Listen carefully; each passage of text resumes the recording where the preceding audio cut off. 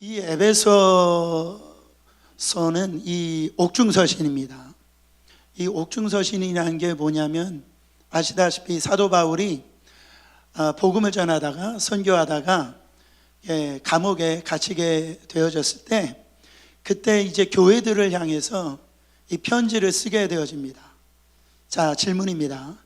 제가 담임 목사가 복음 전하다가 감옥에 잡혔어요.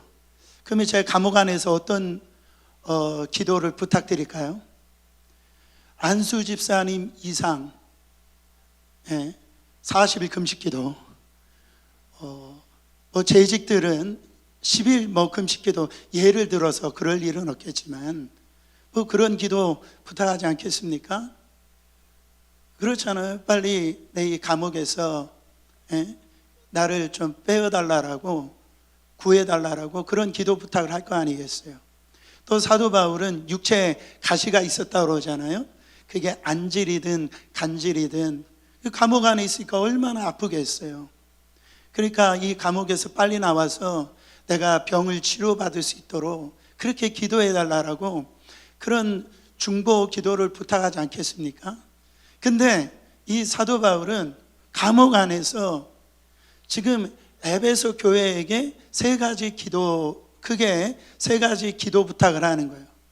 그게 첫 번째가 속 사람을 강건케 해달라고 기도 부탁하고요.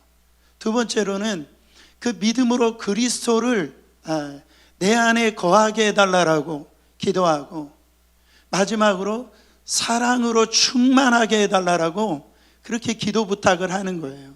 그러면서 감옥 안에서 내가 너희들의 그 속사람이 강건하게 해달라고 제일 먼저 하나님 앞에 내가 기도하고 있다, 이 편지를 써서 보내는 거예요. 여러분, 왜 사도 바울이 그런 편지를 써서 보냈을까요? 그런 이유가 있기 때문에 편지를 써서 보낸 거겠죠. 고린도 전후서는 왜 그 고린도 교회한테 그런 편지를 보냈어요? 고린도 교회 안에 이 파벌 문제, 그 다음에 어떤 은사 문제, 그리고 이 음란함, 그런 성적인 문제가 이 고린도 교회에 있었기 때문에 너희들 정신 차려야 된다.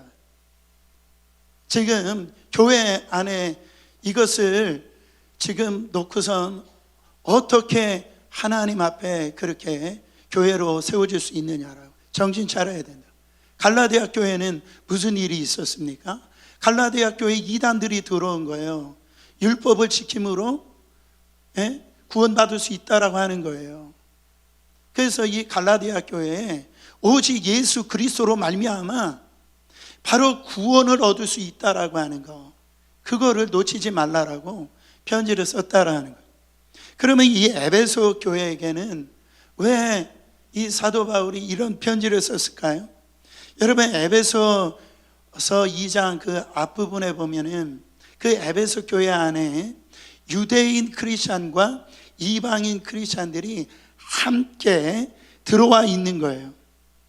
처음에 이 에베소 교회를 세울 때는요, 유대인들 중에 예수 믿는 크리스찬들이 들어오게 되어졌는데, 교회가 성장하다 보니까 이방인들, 그 크리스찬들이 그 교회에 들어오게 되어졌다라는 거죠. 여러분, 그 사람들 문화적으로도 인종적으로 달라요. 이 사람들이 교회에 들어와 있으니까 형제님 사랑합니다, 자매님 사랑합니다, 이렇게 얘기는 하지만은 그게 마음적으로 불편한 거예요. 여러분, 그렇잖아요.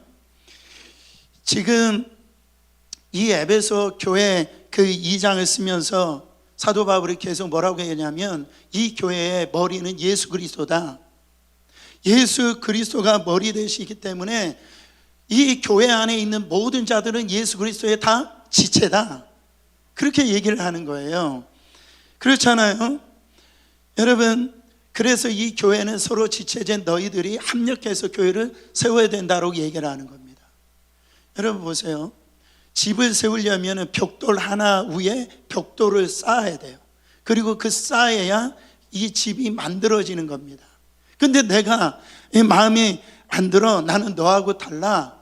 난 너 싫어. 네가 만약에 그 구역의 구역장이 되면 나 그 구역 안 들어갈 거야. 나 너 이런 생각들이 있잖아요. 그래서 나는 거기서 빠진다. 그러면은 교회가 어떻게 되어지는 겁니까? 무너지게 되어진다라는 거예요.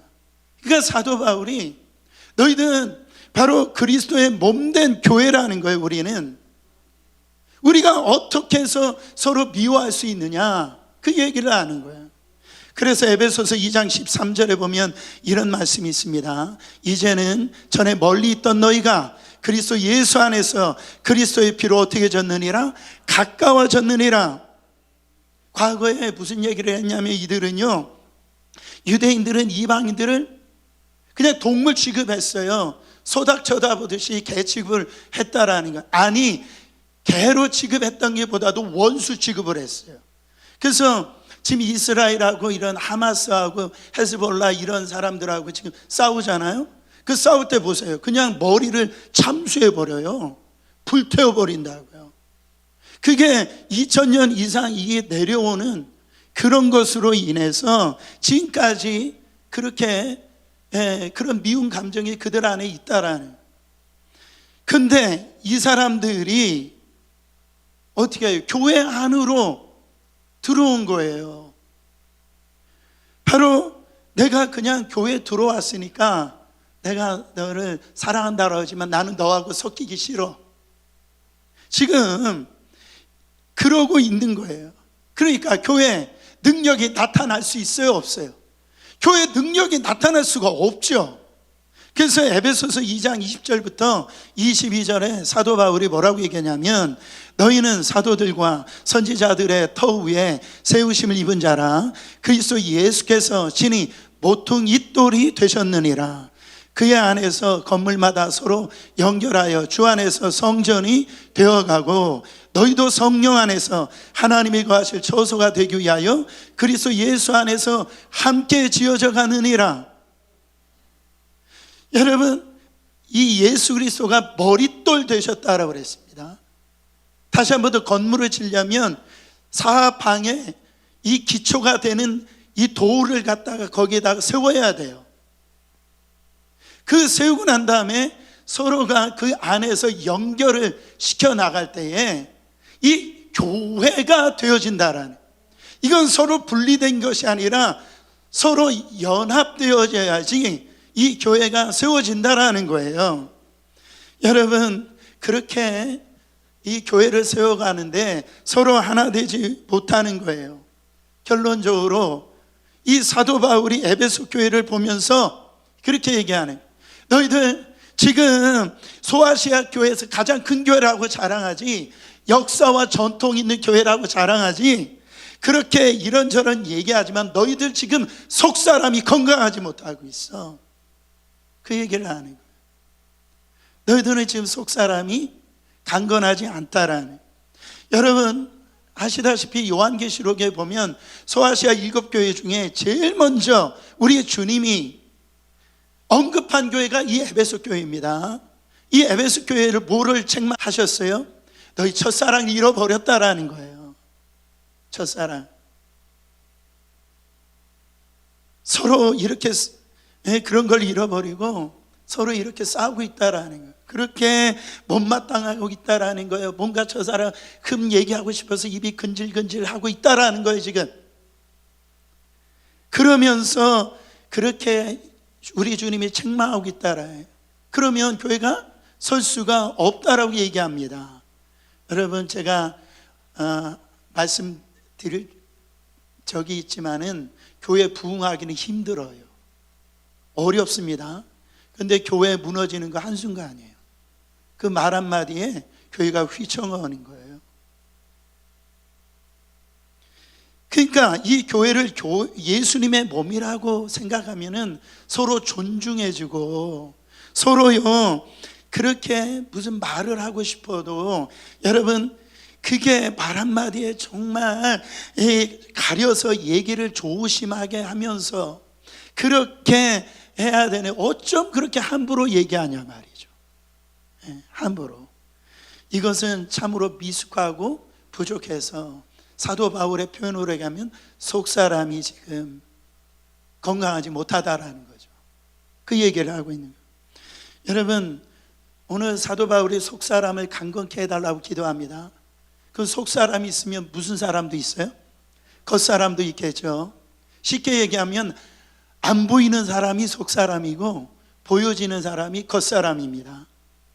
근데 성경적으로 좀 더 깊게 들어가 보면 속사람이 누구냐면 예수 그리스도를 나의 주로, 나의 구주로, 예수의 십자가의 피로 거듭난 사람, 본어게 되어진 사람, 그런 사람들이 속사람이에요. 근데 이 겉사람은 어떤 사람이냐? 바로 이 겉을 추구하는 사람이죠. 육신적인 사람. 또 어떤 사람이냐면은 내가 교회를 다니는데도 자꾸 옛날 성품, 옛날 기질, 옛날 습관적인 삶을 버리지 못한 사람, 그런 사람을 겉사람이라고 얘기를 하는 거예요. 여러분, 성경은 속사람이 건강해야 바로 겉으로 말하고 행동하고 드러나는 것도 건강한다라는 거예요. 나무가요 아무리 크다 할지라도 보여지지 않는 그 속 뿌리가 썩어져 버리면 그 나무 오래 가지 못한다라는 거예요. 그래서 성경은 내 영혼이 잘됨 같이 범사가 잘 된다. 여러분, 이게 성경적인 원리라는 거예요. 저와 여러분이 겉으로 어떤 직분도 감당하고 교회 일도 열심히 하는 것 같아도 이 성령으로 속사람이 변화되지 아니하면은요, 저와 여러분들은요 시험에 상처에 걸려 넘어지기 한순간이에요. 보세요, 속사람이 건강한 사람들은요 어지간한 문제 가지고는요 흔들리지 않습니다. 어떤 문제, 고난, 이런 이 어려움이 온다 할지라도 이 속사람이 강건한 사람은요 그거 여러분 흔들림이 없다라는 거예요. 이거를 뭐라고 얘기하냐면 영적 면역력이다, 이렇게 얘기해요. 요즘에 참 독감 걸리신 분들이 참 많이 있어요. 그리고 지금은 별 상관은 안 하겠지만 지금도 코로나가 있습니다. 변이 코로나가 있어요. 근데 건강한 사람들은요, 면역력이 있는 사람들은 그 며칠 안 가도 다 회복이 되어져요.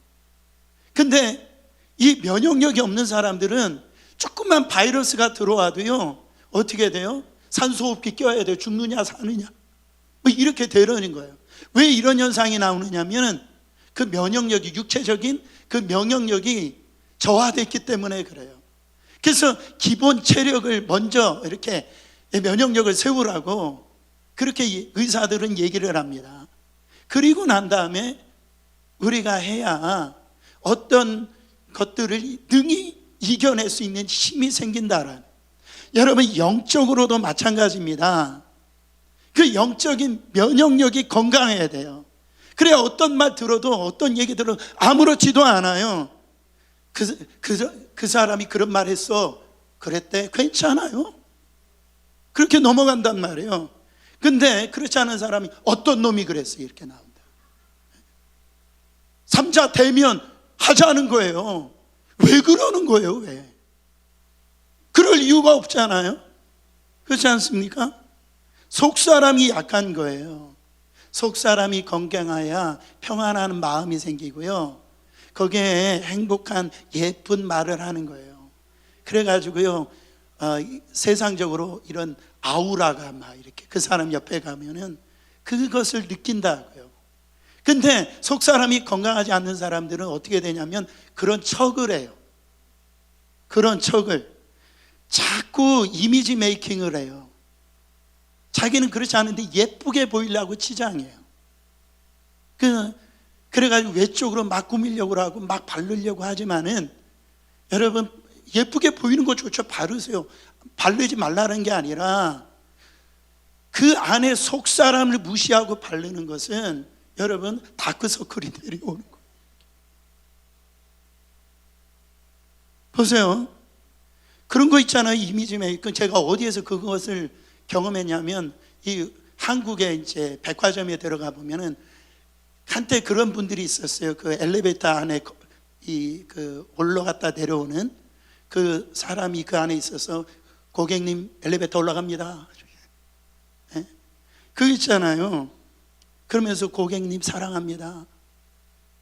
그 안에 진짜 생명은 없는 거예요. 그냥 이미지 메이킹을 그렇게 하는 거죠. 심령에 하나님의 어떤 은혜로 녹아지지 않으니까 우리의 입에서 점점 교만한 말을 이렇게 나타나고요, 거친 말이 막 쏟아져 나오는 거예요. 그리고 사도 바울이 오늘 속사람을 건강해라고 할 때에, 그러면은 이 속사람이 건강한 게, 영혼이 건강한 게 도대체 뭐냐라는 거예요. 여러분, 내 속사람이 건강하다고 그래서 내 막 고집을 막 주장하고 내가 있는 어떤 가지고 있는 생각을 갖다 포기하지 않고, 그게 속사람이 건강한 게 아니에요. 성경적으로 속사람이 건강한 것은 내 자아를 내려놓는 거예요. 내 의지를 내려놓는 거예요. 내 주장을 내려놓는 거예요. 바로 내 육신의 힘을 빼는 것이 바로 우리의 속사람이 건강해지는 거예요. 여러분, 제가 목회하면서 많이 듣는 말 중에 한 가지는 뭐냐면, 목사님 어떤 일을 해놓고 내가 약해서요 이렇게 표현할 때가 있어요. 저는 이거를 곰곰이 생각해 봤어요. 이 약한 것은 분명한데 그 약한 것이 악이 될 수가 있어요. 우리가 신앙생활하는 것은 약할 때 강함을 주시는 예수님을 믿는 거죠. 가난할 때 우리의 영혼을 부유케 하시는 예수님을 믿는 거예요. 우리가 영의 눈이 멀었을 때 영의 눈이 열리는 게 예수 믿는 거예요. 예수 안에 있는 그 효능, 그 능력, 그걸 가지고 믿음으로 살아가도록 하는 것이 우리의 신앙일치인데, 우리가 자꾸 내가 약하다라고 해서 내가 상처를 잘 받고 있다, 시험을 잘 받고 있다, 그거는 나약한 것이 아니라 어찌 보면 악한 거예요. 여러분, 다른 사람 하는 말 가지고 밤새 골몰하면서 고민하면서 무슨 의도로 그런 얘기를 나한테 했을까? 그래가지고 잠을 못 자는 분노하는 분들이 있잖아요. 이건 사실 약한 거지만은 어떤 부분에서는 나의 자아가 강한 겁니다. 제가 이 말씀을 그냥 말씀드리는 게 아니에요. 저하고 요즘에 치열한 싸움을 하고 이 말씀을 드리는 거예요. 그냥 이 말 한마디에 감정으로 반응하고요, 그 사람 말의 호의를 제대로 이렇게 받아들이지 않고 막 말이 튀어나온 사람도 있잖아. 그게 뭐예요? 야, 오늘 참 예쁘게 입었네 하면, 언제나 내가 예쁘지 않았어? 뭐 이렇게 얘기하는 거예요. 오늘 참 말라 보인다? 그럼 내가 언제 뚱뚱했다는 소리야? 밥 먹었어? 밥이나 사주고 얘기해. 아니 뭐 이렇게 반응을 한단 말이에요. 상대방의 이 호의의 말을, 여러분 왜 그런 형식으로 왜곡하냐고. 어떤 사람이 나에게 어떤 그런 부정적인 얘기를 했다 할지라도 그 사람 그렇게 얘기할 사람 아니야, 이렇게 받아들일 수가 있잖아요. 근데 나에게 저 사람이 좋게 얘기했다고 한다는 얘기했는데도 불구하고 그 사람 몰라서 그래, 제대로 알면 그런 얘기 할 수가 없어. 왜 그런 얘기를 하냐고요. 그렇잖아요. 이거는요, 이 속이 약한 거예요. 강건하지 못한 거, 그게 상처받기 쉬운 사람들의 모습이라는 거죠. 자꾸 상처 속에 나를 숨으려고 그래요. 그게 무슨 벼슬인 줄 알아요. 여러분, 그런 사람들의 특징이 뭐냐면 자기만 몰라. 주변 사람들을 다 힘들게 하고 그분만 나타나면은요, 동네가 막 시끄러워요. 근데 어떤 현상이 나오는지 아세요? 또 사람을 받고 타겟이 아주 그냥 그냥 돌려가면서 후려 패는 거예요. 그냥 돌려가면서 만만한 사람 찾아가지고. 여러분, 사도 바울이 지금 건강한 사람이, 속이 건강한 사람이 되어지면은 이거 다 감당할 수 있다라는 거죠. 그래서 내가 그렇게 기도한다라는 거, 너희 속 사람을 강건하게 해달라고, 내가 지금 하나님 앞에 기도하고 있다라고 거듭 말씀하고 있는 거예요. 여러분, 어떤 사람이 무너지거나 이렇게 시험 듣는 거요, 한순간에 무너지는 거 아니에요. 한 번에 무너지는 게 아닙니다. 그게 조금씩 쌓이고 쌓이다가 그게 무너지게 되는 거예요. 처음에 감정이 상하고 기분이 상하고 이렇게 그때요, 말씀과 기도와 그 예배로 다 풀어내잖아요. 그러면 그 문제되지 않습니다. 그런데 지금 감정이 상했어요. 내가 지금 어떻게 보면 남편이 돈도 못 벌어와, 자식이 지금 사춘기 돼가지고 속을 썩여. 막 지금 그런 것들이 꼭 비 오듯이 하는 가랑비 옷 젖듯이 그렇게 있다가 교회 나왔는데 뭔가 내 마음에 안 들어. 막 그렇게 그래가지고 그 눈이 올 때 그 한 송이가 마지막 나뭇가지를 꺾어버리듯이 그게 훅 하고 들어와서 시험에 들어버리는 거예요. 넘어지게 되는 거예요. 그때 그 상황에서 시험 들잖아요. 바로 못 일어납니다. 왜냐하면 오랫동안 이것이 쌓이고 쌓여가지고 이게 해결이 안 되는 거죠. 여러분, 제가 이 소식을 듣고 좀 지난 일인데 놀랬던 적이 있었어요. 2010년도에 한국에서 이 행복 전도사라고 해가지고서 이 모티베이션, 이 강의에 유명했던 여자분이 있었어요. 최윤희라고 하는 이분이 있었는데요. 이분이 삶에 힘들고 어렵고 막 이제 자살하려고 하는 그런 사람들에게 강연을 얼마나 잘하는지 막 그 강연 듣는 사람한테 이러는 거예요. 죽자라고 하는 사람들한테 그거를 거꾸로 생각해봐라. 살자가 되지 않느냐. 항상 우리의 삶에 죽을 일이 있으면 살 일도 있다. 막 해가지고선 이 강연을 하는데요, 얼마나 사람들이 막 재미도 있고 막 소망을 얻고 그랬는지 몰라요. 그래서 행복 그거 얼마예요? 이런 책들로 시작해가지고 한 26권의 책을 냈는데 이분이 남편하고 동반 자살했어요. 깜짝 놀랐어요. 한국에서. 왜 그러냐면 이분이 전신성 혼반성 루푸스, 아주 알지도 못하는 이 질병에 걸렸는데 이게 그거를 감당을 못하는 거예요.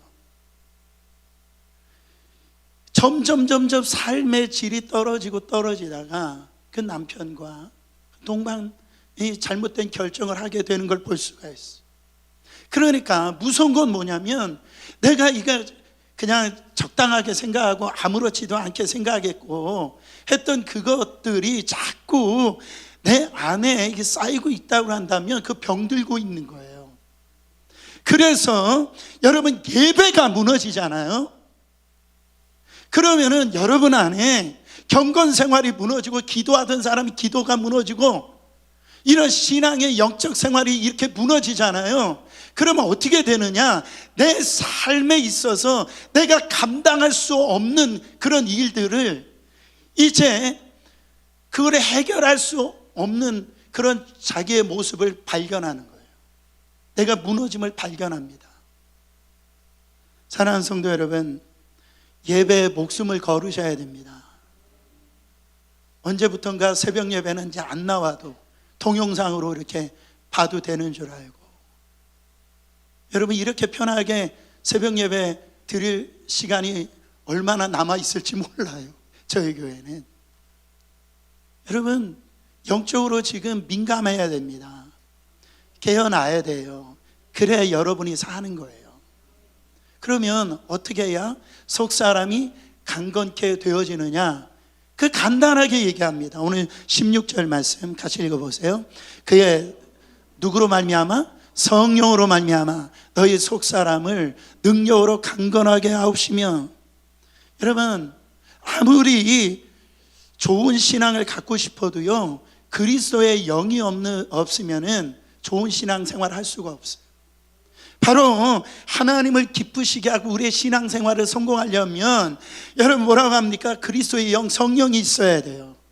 그래가지고 그리스도의 영이 없이는 그리스도의 사람이 아니다라고 그랬습니다.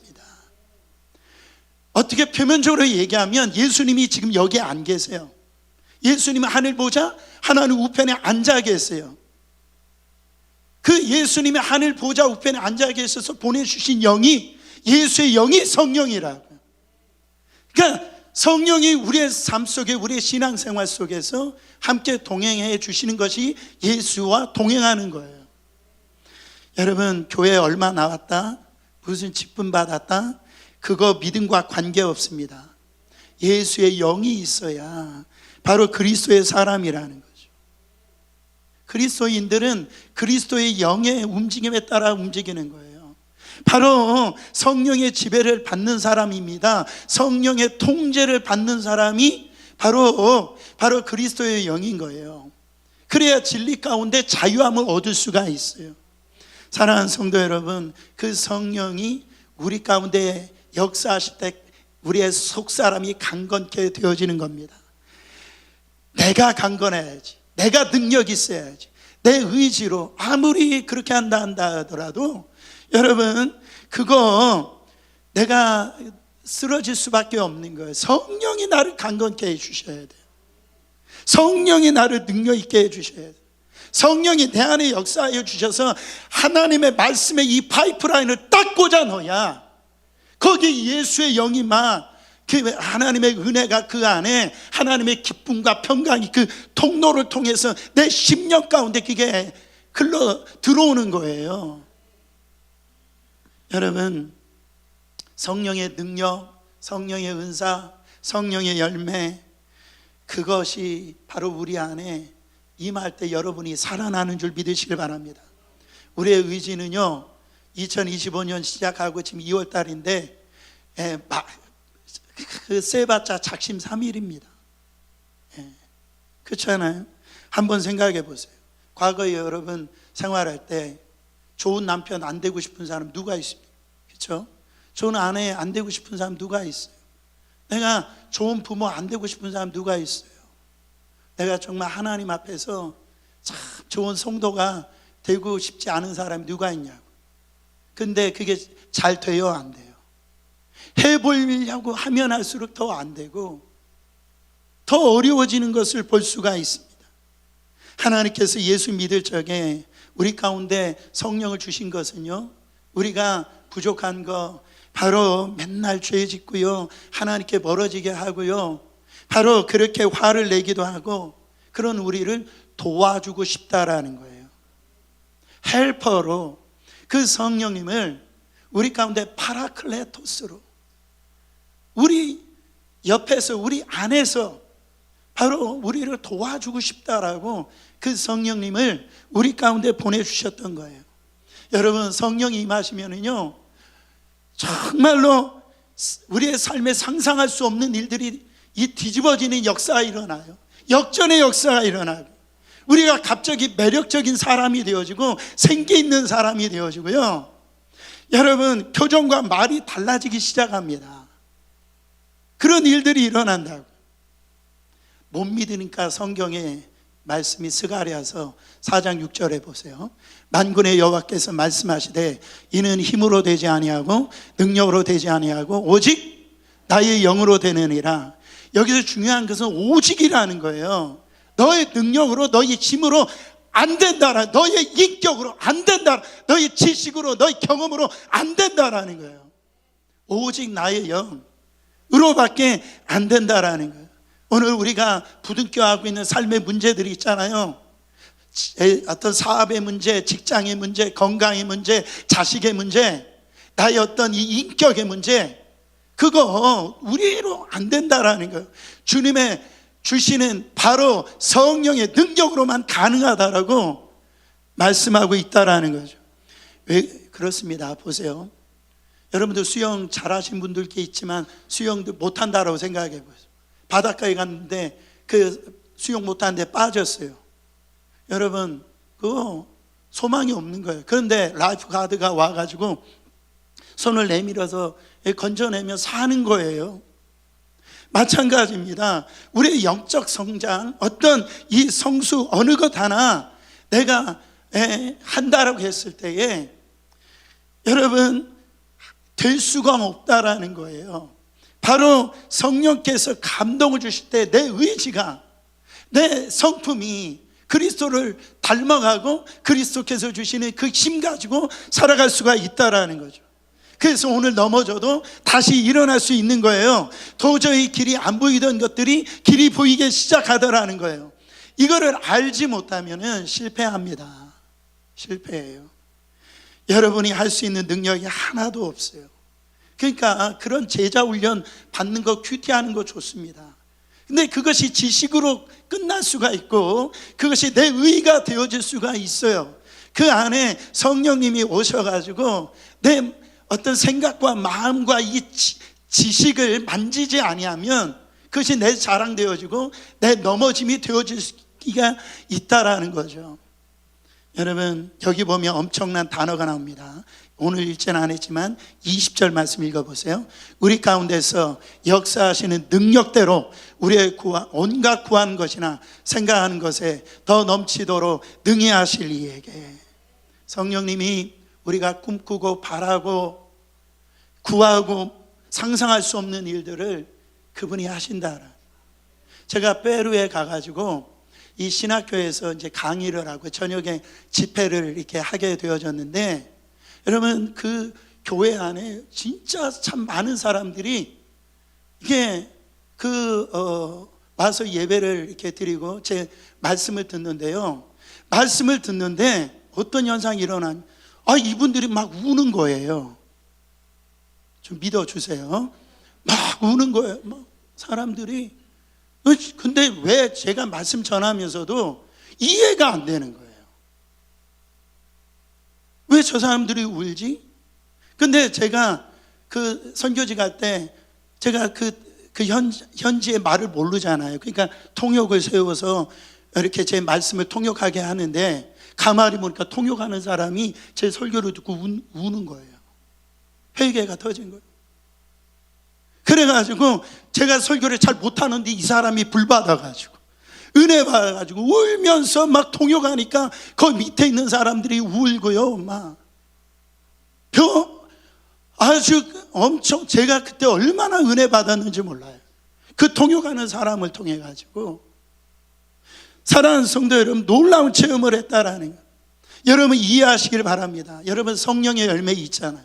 우리 안에 성령의 열매 맺고 사십니까? 사랑, 희락, 화평, 오래 참음, 자비, 양성, 충성, 온유와 절제.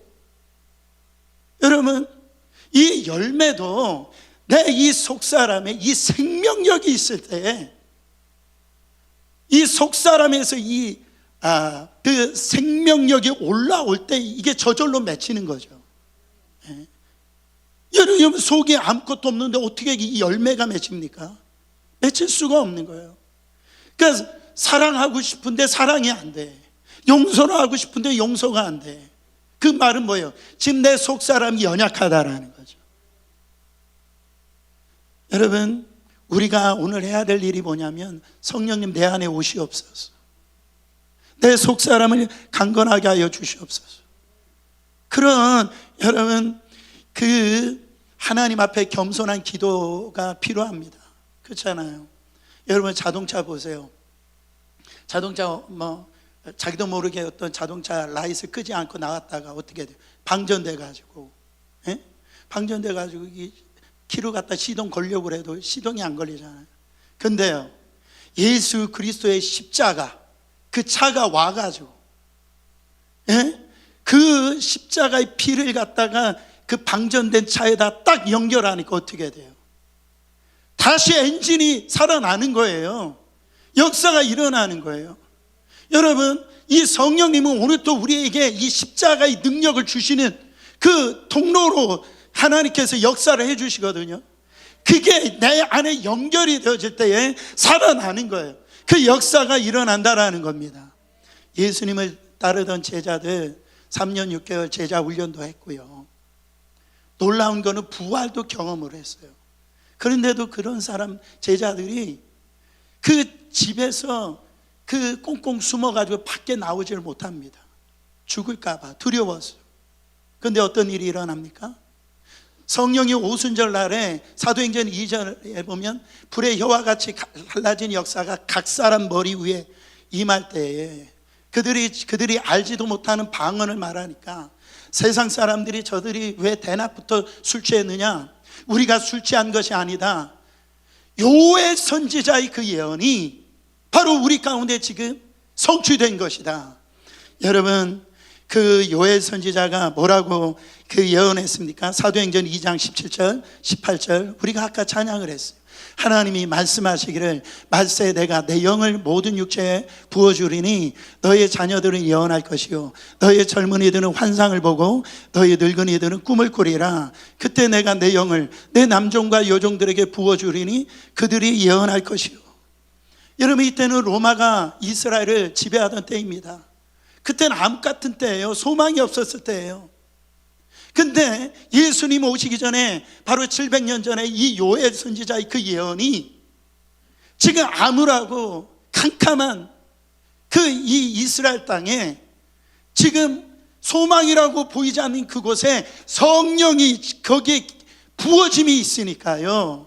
그 요엘의 그 예언이 성취되고 있다라는, 자녀들이 예언하고요, 젊은이들이 환상을 보고 나이 드신 분들이 꿈을 꾸리라.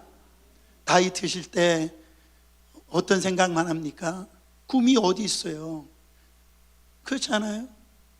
그런데 이제는 갈렙처럼 이 산지를 내게 달라라고 바로 이 꿈과 비전이 막 일어나는 거예요. 우리 자녀들 보세요. 요즘 우리 세대들 보세요. 정말로 어떻게 보면 이 게임의 중독, 마약 중독, 어떤 LGBT 같은 어떤 동성애 이 물결, 이런 아이들을 이렇게 바라볼 때요, 저는 숨이 턱 막혀요. 이들이 앞으로 어떻게 생활을 할까? 생각만 해도요, 이게 거기에서 무슨 어떤 하나님의 어떤 예언이 나올 수 있을까? 그렇게 나온다고. 근데 이 시대도 다니엘처럼 에스더처럼 하나님의 어떤 말씀을 증거하고 정말로 하나님의 나라를 위해서 살아갈 수 있는 자녀들이 일어날 수가 있는데, 그게 뭐가 임하면, 성령이 임하면 우리 자녀들이 정말 하나님의 예언적인 삶을 살 수 있는 자녀들이 된다고요. 제가 정말 감정적으로 어떤 느낌을 이렇게 보면은요, 저는 그냥 똥촉이에요. 제가 볼 때 안 맞아. 제 느낌대로 사역을 할 때, 저의 생각대로 사역을 할 때. 그래서 제가 기도하는 게 뭐냐면, 성령님 오늘 주님의 그 생각을 주세요. 주의 음성 듣기를 원합니다. 여러분, 제가 우리 EM의 유수의 그 노성현 목사님 인터뷰할 때 노 목사님이 저한테 물어보더라고요. 목사님 어떻게 이 아이들 사역을 했으면 좋겠습니까? 그렇게 물어볼 때 제가 한 말이 있어요. 우리 아이들 성령 받게 해달라고. 제가 그거 하나만 부탁을 했어요. 저도 중학교 때 예수 믿었고, 여러분, 우리 아이들 하나님의 영이 임하면은요, 이 시대를 감당할 수 있는 하나님의 사람들이 된다고요. 오늘 우리 안에 정말 이런 믿음 갖지 마세요. 내가 해도 안 되더라. 내가 하니까 안 되는 거예요. 그건 믿음이 아닙니다. 네가 해도 안 되니까 네가 용서하려고 해도 안 되지, 네가 저 사람 사랑하려고 해도 안 되지, 안 되는 게 당연하다라는 거예요. 그렇기 때문에 내 속사람 안에 내 영이 필요하다. 성령의 능력으로 그게 가능하다라는 겁니다. 저는 저희 교회가, 저희 성도님들이 오늘 다시 하나님의 영을 구해야 될 줄 믿습니다. 왜 이렇게 상처가 많고 왜 이렇게 시험에 들려고 하고 그런 어떤 흐름을 가지려고 해요? 이건 절대 하나님이 원하시는 게 아닙니다. 내 속사람을 주의 성령으로 말미암아 강건하게 되어지면 능히 이길 수가 있어요. 누가 뭐라고 하든 상관없어요. 하나님께서 나를 주의 영으로 사로잡으면은요, 주님의 마음이 우리 안에 생기게 되어지는 거예요. 그래서 놀라운 일들이 일어납니다. 여러분, 제가 선교사님 중에 아프리카 선교하는 이 박강자라고 하는 선교사님 계세요. 제가 선교대회 할 때 지금도 잊을 수가 없어요. 이분이 뭐라고 저한테 얘기를 하냐면은, 자기는 아프리카 정글에서 살아가는데 후회해 본 적이 없대요. 날마다 행복했대요. 날마다. 그러면서 마지막 말이 날마다 최고의 날이었다, 그런 얘기를 하더라고요. 저는요, 그게 거짓이 아니라고 생각합니다. 자기같이 부족하고 연약한 그 여인의 몸으로 아프리카에 갔었을 때, 자기가 연약하고 힘들고 어려우니까 날마다 하나님을 붙들었대요. 성령님 역사해 달라고. 그랬더니 날마다 역사해 주셨대요. 하나님께서 도와주셨대요. 자기는 날마다 기적을 경험해 가지고 날마다 행복했대요. 여러분, 우리 성도님들 날마다 지금 행복한 날을 살아갈 수가 있어요. 바로 성령이 여러분 안에 임하셔서 여러분을 사로잡히면은요, 우리가 상상할 수 없는 일들이 여러분의 심령과 가정과 우리의 교회 가운데 일어날 줄 믿습니다.